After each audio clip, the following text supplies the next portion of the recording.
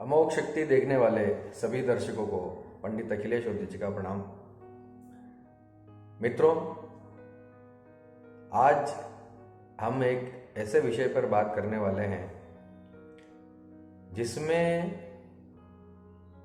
भारतीय आध्यात्मिक समाज की धर्म कर्म में, पूजा पाठ में विश्वास करने वाले लोगों की बड़ी जिज्ञासाएं हैं।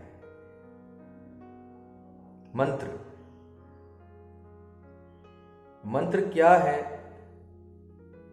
मंत्र किस तरह से काम करते हैं, इसका हमारे शरीर पर, मन पर, हमारे आत्म पर क्या प्रभाव है,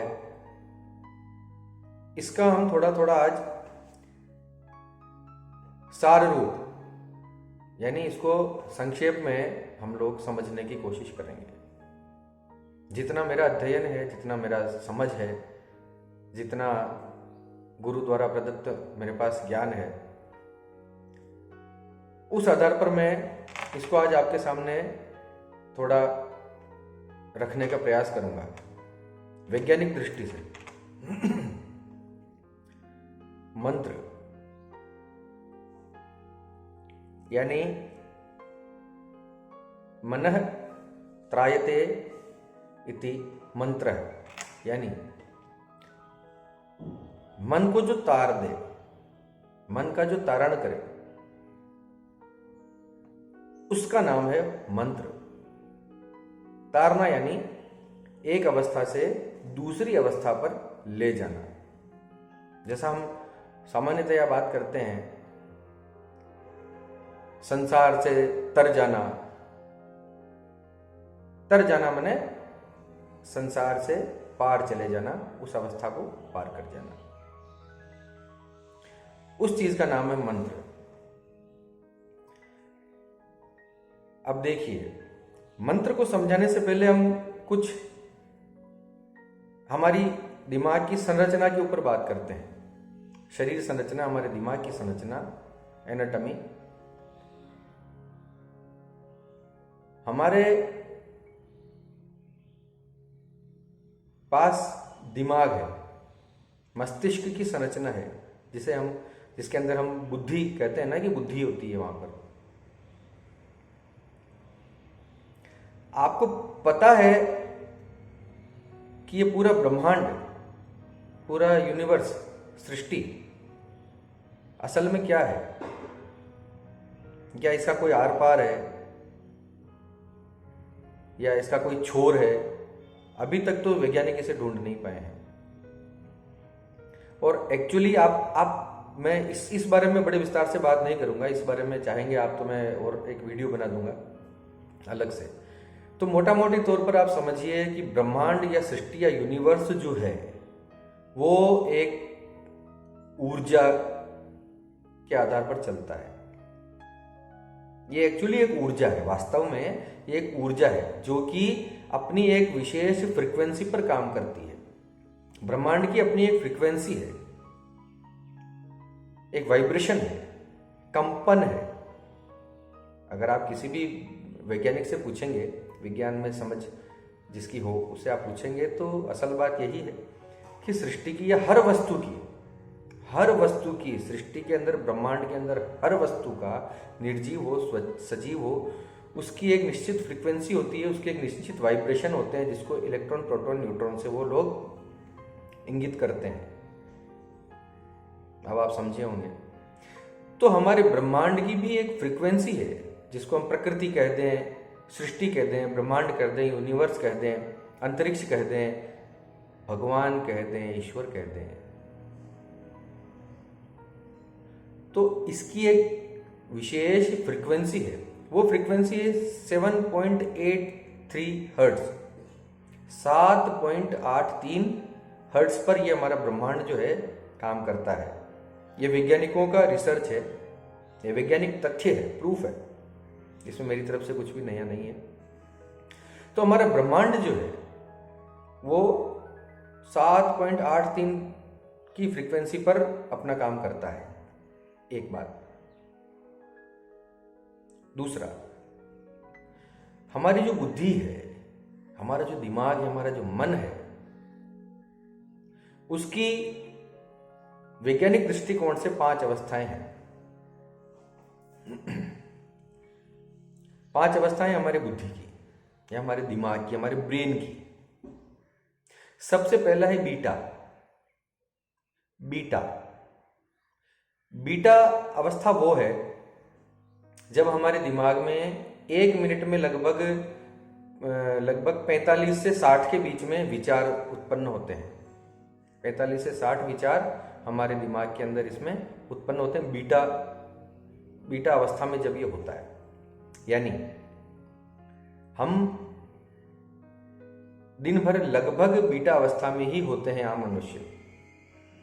इतने विचार हमारे दिमाग में आते हैं। पूरा दिन के गिने तो लगभग 48, 50, 60 हजार के लगभग इसमें विचार, 60, 70, 80 हजार के लगभग विचार इसके अंदर आ जाते हैं हमारे ब्रेन के अंदर। ये वैज्ञानिक तथ्य है। बीटा। दूसरी अवस्था है अल्फा अवस्था। अल्फा के अंदर 1 मिनट में लगभग 30 विचार या 30 से 35 विचार पूरे दिन में, 1 मिनट में 30 विचार हमारे दिमाग के अंदर होते हैं।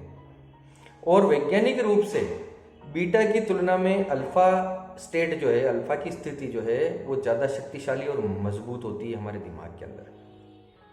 इसके कई फायदे होते हैं, जैसे किसी चीज पर कंसंट्रेशन, एकाग्रता, फोकस, वो अल्फा स्टेट के अंदर ज्यादा मजबूत होता है, ज्यादा प्रबल होता है। हमारा ब्रेन बीटा की अवस्था में, अल्फा अवस्था के अंदर ज्यादा शांत होता है। एक अलग कामनेस उसके अंदर होती है अल्फा के अंदर। तो बीटा से अल्फा को ज्यादा उच्च माना गया है।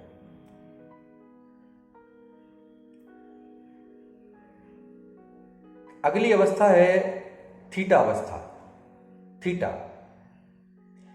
थीटा अवस्था में अल्फा से कम विचार, एक मिनट के अंदर लगभग 15 विचार थीटा अवस्था के अंदर आते हैं। और ये एक तरह से इसको बोला जाता है कि हमारा अवचेतन मन के लगभग उसके करीब हमारा जब मन होता है, हमारा ब्रेन होता है, सबकॉन्शियस माइंड, ये इस वक्त ज़्यादा एक्टिव होता है थीटा अवस्था में। इसके अंदर 1 मिनट में 15 विचार के लगभग आते हैं। इसकी वेव है, इसकी फ्रीक्वेंसी है लगभग 4 से 8 हर्ट्ज की। और अल्फा स्टेट है लगभग 8 हर्ट्ज से 8 से आप मान लीजिए 12 या 13 हर्ट्ज। ये अल्फा की स्टेट होती है, अल्फा की फ्रीक्वेंसी। उसके बाद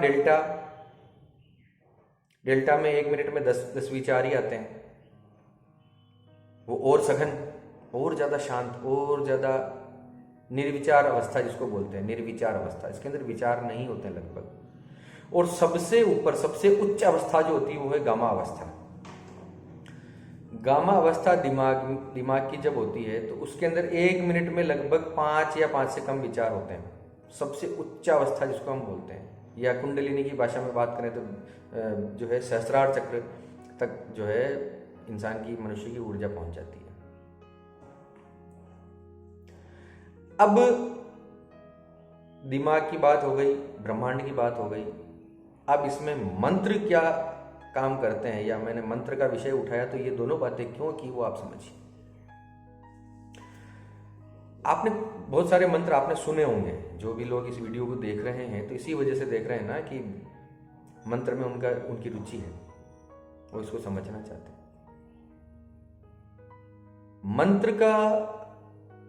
मंत्र जो है किसी अर्थ पर आधारित नहीं होते हैं, पहली बात ये आप समझ लीजिए। मंत्र दृष्टा जो थे, जिन हमारे ऋषि मुनियों ने जो मंत्र में देखकर जो हमें बताए हैं, इनका वास्तविक शाब्दिक अर्थ नहीं होता।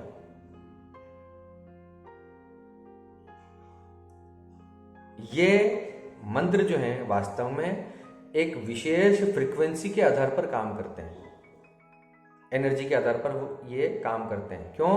क्योंकि एक्चुअली क्या होता है, हमें अपनी एनर्जी, हम जब कोई काम सोचते हैं, कोई संकल्प आता है, तो हम अपनी एनर्जी को सृष्टि के अंदर भेजते हैं, और सृष्टि उसी एनर्जी को लेकर वापस उसका रिएक्शन हमें हमारी तरफ फेंकती है, और तब हम कहते हैं कि हमारी ये मन्नत पूरी हो गई है, हमारा ये सोचा हुआ काम पूरा हो गया। मंत्र जो है वो भी एक एनर्जी का रूप होता है, एक तरह से ये एनर्जी का रूप है। अब लगातार मंत्र जपने से हमारे शरीर पर क्या प्रभाव होते हैं,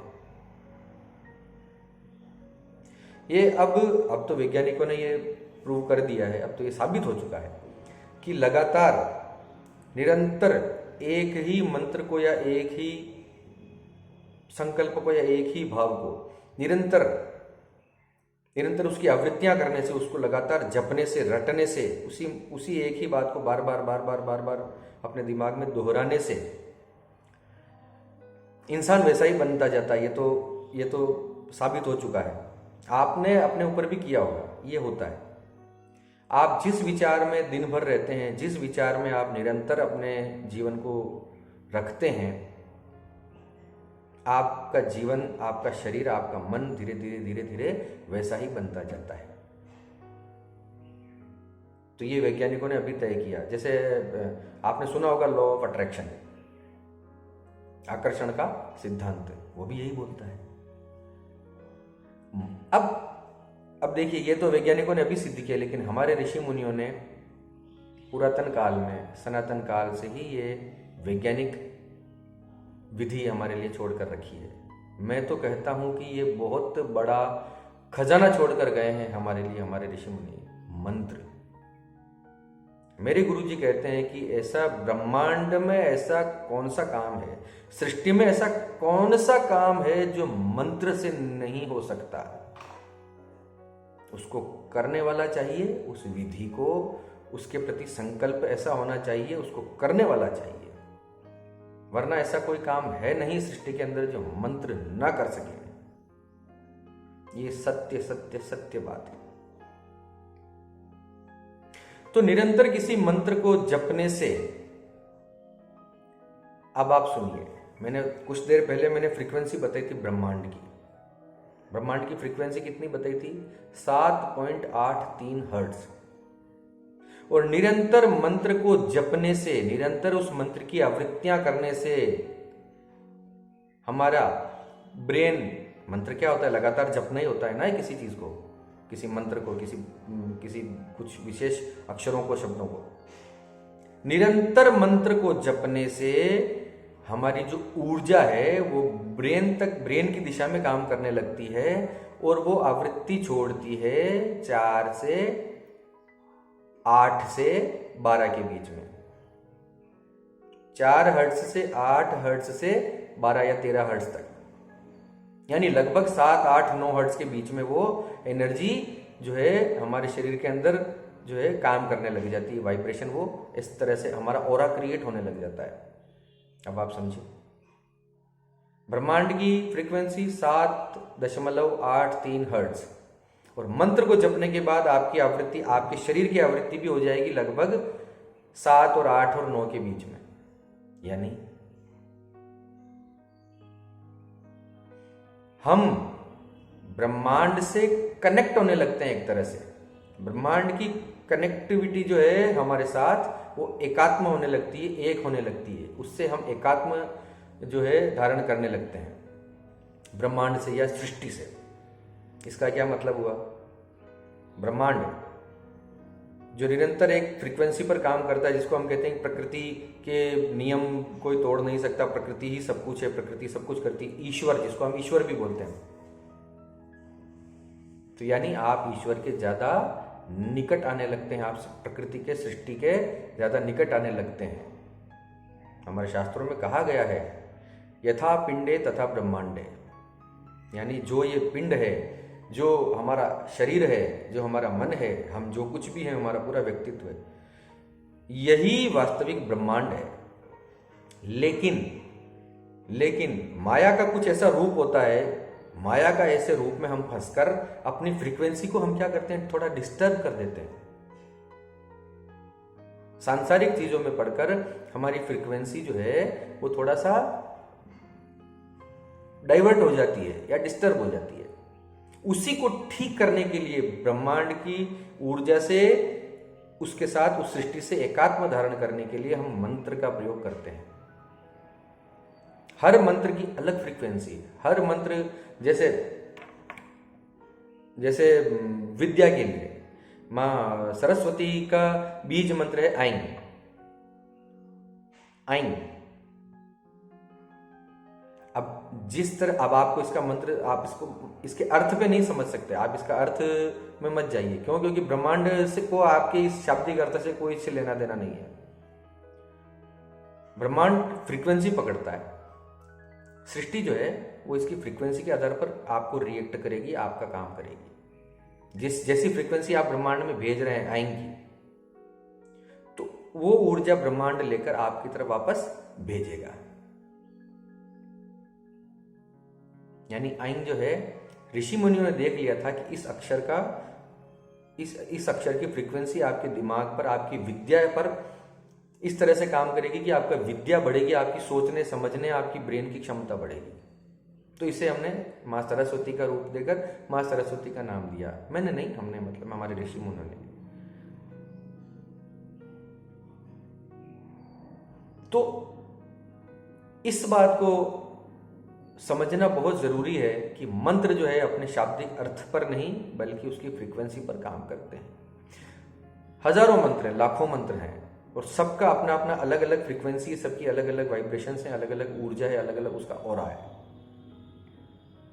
जो हम उस मंत्र विशेष को जप कर वही ऊर्जा हम सृष्टि में भेजते हैं। सृष्टि उस ऊर्जा को ग्रहण करके वापस उसको उसी फोर्स के साथ आपकी तरफ फेंकती है, और आप में वही गुण विकसित होने लग जाते हैं धीरे धीरे। विद्या का मंत्र आपने जपा, धीरे धीरे आपका दिमाग इस तरह से हो गया, आपका माइंड इस तरह से चीजों को लेने लग गया कि आप में विद्या का विकास होने लग गया। इसी तरह धन के लिए आपने कोई मंत्र जपा, तो उसकी फ्रीक्वेंसी ही इस तरह से सृष्टि के अंदर जाएगी कि आपका मन, आपकी बुद्धि, देखिए करने वाली सारी हमारा ब्रेन है करने वाला। आपने एक मूवी देखी होगी हॉलीवुड की, एक अंग्रेजी फिल्म है, लूसी है शायद उस मूवी का नाम, लूसी। उसको देखिए। सब कुछ करने वाला हमारा दिमाग है। हमारा दिमाग जिस तरह से फ्रीक्वेंसी क्रिएट करता है सृष्टि के अंदर, सृष्टि उसी तरह से वापस रिएक्ट करके वही चीजें जो है हमारी तरफ वापस वैसे ही अवसर हमें प्रदान करती है। तो अब आप समझ गए होंगे कि मंत्र किस तरह से काम करते हैं। ऐसा कोई काम नहीं जो मंत्र नहीं कर सकता। कुछ बातें आपको, ये बातें ध्यान रहेंगी तो आप ज्यादा अच्छी तरह से विश्वास करके मंत्र को जपेंगे, तो वो आपके लिए ज्यादा जो है ज्यादा असरकारक, ज्यादा फायदेमंद आपके लिए साबित होंगे, ऐसा मेरा मानना है। क्योंकि सारी चीजें ब्रह्मांड से आती हैं हमारे पास, सारी चीजें प्रकृति से आती हैं। जिसे हम अपनी भाषा में ईश्वर कहते हैं, ईश्वर से ही मांगते हैं सारा कुछ। ईश्वर ही है ना सब कुछ देने वाला। तो मंत्र जो है वो आपके अंदर विचारों को कम करने का काम करता है, एक निर्विचार अवस्था में लाने का काम करता है। विचार कम हो जाएंगे आपके मन में। तो जिस मंत्र को आज जप रहे हैं, सारी एकाग्रता उसी मंत्र की फ्रीक्वेंसी पर, आपका शरीर उसी तरह से काम करने लग जाएगा। क्योंकि अनर्गल विचार, दूसरे विचार नहीं होंगे। तो जो मंत्र आपने जपा है, सारा फोकस उसी मंत्र की फ्रीक्वेंसी पर काम करेगा। तो बड़ी स्वाभाविक बात है कि जब हमारी सारी एकाग्रता किसी एक ही चीज पर लगी होगी तो वो चीज हमें मिलने में फिर ज्यादा समय लगेगा नहीं। तो ये मेरी तरफ से एक संक्षेप में एक छोटा सा वीडियो था मंत्र के बारे में। मंत्र किस तरह से काम करते हैं ब्रह्मांड से, सृष्टि से, इसके बारे में बहुत बहुत बड़ी बातें हो सकती हैं, बहुत कुछ इसके बारे में कहा जा सकता है, बहुत लंबी चौड़ी इसमें। लेकिन एक आमतौर पर एक सामान्य सरल भाषा में के अंदर मैंने समझाने की कोशिश की है। अगर आपको ये बातें अच्छी लगी हों तो आप भी मंत्रों की दुनिया में आइए। मंत्रों का एक विधान होता है, इसके बारे में भी मैं धीरे धीरे आगे वीडियो बनाऊंगा। आप कमेंट में जरूर लिखिएगा कि आपको ये वीडियो कैसा लगा, और अगर आप और मंत्र के बारे में जानना चाहते हैं इसके नियम कानून विधि विधान के बारे में आप जानना चाहते हैं तो आप प्लीज़ हमें कमेंट में बताइए। मैं इस बारे में और प्रकाश डालने का अपनी तरफ से पूरा प्रयास करूंगा। गलत विचार, गलत मंत्र न जपें, गलत तरीके से मंत्रों की दुनिया में न जाएं, ये मेरा आपसे हाथ जोड़कर निवेदन है। और मेरा वीडियो अगर आपको अच्छा लगा हो तो प्लीज़ इसे आप शेयर कीजिए। हम सनातन संस्कृति को सात्विक तरीके से लोगों में फैलाने का प्रयास कर रहे हैं ताकि हमारी संस्कृति फैले, इसके वैज्ञानिक रूप को लोग समझें और इसको अपने जीवन में अपनाएं। इसी के साथ आपके मंगल की कामना करते हुए मैं इस वीडियो को यहीं विराम देता हूँ। सब्सक्राइब करें, प्लीज़ शेयर करें। धन्यवाद। सर्वे भवन्तु सुखिनः।